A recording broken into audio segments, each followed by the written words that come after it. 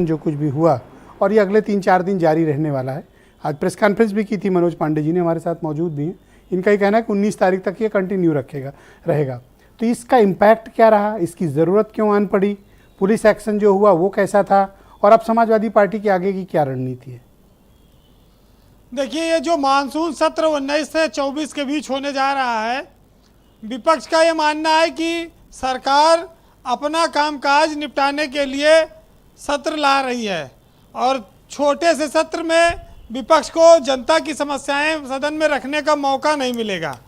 उससे पहले समाजवादी पार्टी अपने कार्यकर्ताओं के उत्पीड़न, महंगाई, कानून व्यवस्था, तमाम सारी चीज़ों को लेकर वो एक ध्यानाकर्षण लाने की कोशिश में थे। शायद सपा ने भी इतना नहीं सोचा था कि आज का आंदोलन इतना बड़ा होगा, लेकिन ये आंदोलन बड़ा हो गया। और अब ये बात आई कि सपा ने भी स्ट्रेटजी बदली है, वो हर दिन विधायकों को अलग अलग दिन भेजेगी। 111 के करीब विधायक हैं समाजवादी पार्टी के पास, वो चाहे तो 19 तक करते रहेंगे प्रदर्शन।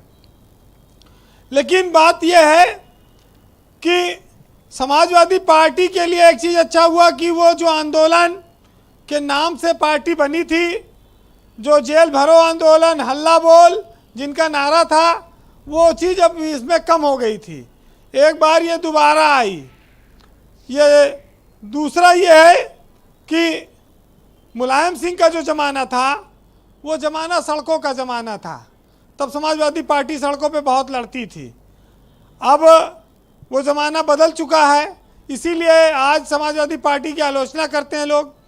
लेकिन ब्रजेश जी, महत्वपूर्ण बात यह है कि अगर भाजपा के खिलाफ अगर कोई सड़क पर उतर सकता है तो समाजवादी पार्टी के अलावा दूसरी पार्टी उतरती तो है, लेकिन संख्या बल नहीं रहता। कांग्रेस प्रदर्शन करती है तो चौराहे पर रोक दी जाती है, बसपा प्रदर्शन करती नहीं कोई। तो कोई दल नहीं है जो बीजेपी और सपा में सीधा मुकाबला रोक सके। तो इस मुकाबले को आप 2024 के लोकसभा चुनाव को भी जोड़कर देख सकते हैं। लेकिन उत्तर प्रदेश जैसे राज्य में, जहां 35 साल में कोई सरकार रिपीट ना हुई हो, जहां पर बीजेपी और योगी की दोबारा सरकार बन गई हो, वहां पर हम कानून व्यवस्था, महंगाई, बेरोजगारी, तमाम बातें जनता के बीच लाते तो हैं, लेकिन जनता विपक्ष को वोट नहीं देती है। जनता बीजेपी को वोट दे रही है और बीजेपी की सरकार बनवा देती है। तो विपक्ष ये मुद्दे जनता के नाम पर तो ला रहा है, लेकिन जनता उसको पूरा समर्थन नहीं दे पा रही है। तो ये माना जाएगा कि बीजेपी की नीतियों के साथ अभी ज़्यादा जनता है।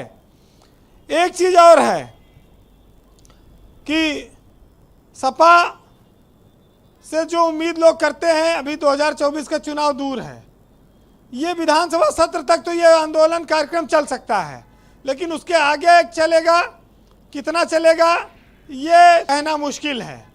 हाँ, ये ज़रूर है कि जवानी में जिनका दीवार फांदने का बहुत रिकॉर्ड था, वो उम्र के उतार में चौधरी बन जाते हैं। और ये रफीक सदानी साहब ने लिखा है जी कि भाई ये इस तरह के अनुभवी लोग हैं हमारे समाज में। समाजवादी पार्टी एक चीज़ से सीख ले सकती है ब्रजेश जी और अखिलेश यादव। राहुल गांधी भारत जोड़ो यात्रा चला रहे हैं पूरे देश में। अगर समाजवादी पार्टी जनाधार बढ़ाना चाहती है तो उत्तर प्रदेश के गांव-गांव में वो भी यात्रा निकाले और उसके बड़े बड़े नेता अपने अपने लेकिन ये बताओ, यात्रा का कोई इम्पैक्ट पड़ता है या फिर ये सिर्फ एक सांकेतिक तौर पर होता है? इसका क्या इम्पैक्ट लोगों के बीच पड़ता है यात्राओं का? देखिए, मुंशी प्रेमचंद ने एक जगह लिखा है कि यात्रा, धरना, प्रदर्शन, जुलूस, इसके क्या मायने हैं। उन्होंने लिखा कि लोग कहते हैं कि आंदोलन, प्रदर्शन, जुलूस निकालने से क्या होता है। इससे यह सिद्ध होता है कि हम जीवित हैं, अटल हैं और मैदान से हटे नहीं हैं। ये सिर्फ आप इसको इस नज़रिए से देखिए। अच्छा, एक चीज़ और आप देखिए कि जो धरना, प्रदर्शन, आंदोलन उत्तर प्रदेश में विपक्ष कर रहा है वो खराब है। अगर बंगाल में और राजस्थान में बीजेपी करती है तो ठीक है, वहाँ कई और राज्यों में भी ऐसे होता है। आप ये देखिए कि एक आंदोलन से बीजेपी की मंत्री बन गई थी स्वाति सिंह, आप लोगों को याद होगा।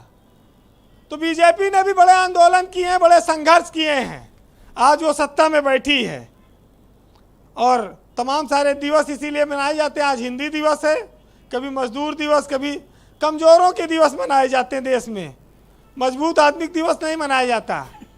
और जी, आज बहुत सारी चीज़ों को आपने देखा कि बीजेपी ने विपक्ष में जब रही तब भी उन्होंने आंदोलन किया, और आज सत्ता में रह के भी वो विपक्ष को किस तरह से आंदोलन करने से रोक रहे हैं, ये भी लोग देख रहे हैं। दोनों बातें साफ हैं। इस प्रदेश में मुद्दे उठाने के लिए बहुत कुछ हैं, मुद्दे उठाने भी चाहिए, विपक्ष का काम है।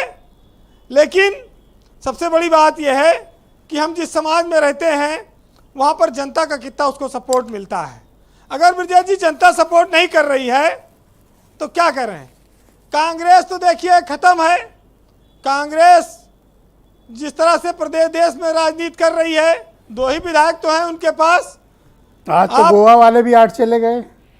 हाँ, जो कसम खाए थे जाके मजार पे कि हम नहीं जाएंगे, वो जाके आज शामिल हो गए बीजेपी में। तो ऐसा नहीं है कि महंगाई से बीजेपी कार्यकर्ता नहीं त्रस्त है, या बीजेपी के यहाँ बेरोजगारी नहीं है, या बीजेपी के लोगों के मन में सवाल नहीं आते हैं। लेकिन जब वो देखते हैं कि विपक्ष में धर्म और जात विशेष की सियासत हो रही है तो वहाँ पर वो थोड़ा बढ़ जाते हैं। लेकिन आप एक बात ये आई थी कि सपा और भाजपा मिले हुए हैं। आप मिले हुए ना कहिए, ये कह सकते हैं कि जब भाजपा कोई मुद्दा उठाती है तो फायदा सपा को होता है, और सपा कोई मुद्दा उठाती है तो भाजपा को फायदा हो जाता। ये दोनों पार्टियां आपस में फायदा ले रही हैं, बाकी लोग कमजोर हो जा रहे हैं। यूपी में बाकियों का स्कोप खत्म है, मतलब ये बिल्कुल सही है जी। ये स्थितियां बन रही हैं। कंक्लूड करें वीरेन जी। और अखिलेश यादव इस बात को जानते हैं कि बीजेपी से जितना टक्कर लेंगे उतना वोटों का ध्रुवीकरण होगा। अभी तो आज एक प्रदर्शन हुआ है, अब कल देखना है कि कल क्या होता है। बहरहाल जी, एक साहित्यकार ने लिखा है, सुनिएगा, कि सियासत में जिंदा हो तो जिंदा नजर आना जरूरी है, कि अभी आंखों की समाएं जल रही हैं, प्यार जिंदा है, अभी मायूस मत होना, अभी बीमार जिंदा है, और हजारों जख्म खाकर भी मैं सरकार के मुकाबिल हूँ, खुदा का शुक्र है कि अब तक दिले खुददार जिंदा है। बहुत बहुत शुक्रिया वीरेन जी, आपका बहुत बहुत धन्यवाद ग्राउंड जीरो से अपने इनपुट और अपना एनालिसिस और ओपिनियन के लिए। मनोज पांडे उत्तर प्रदेश की असेंबली में समाजवादी पार्टी के मुख्य सचेतक हैं।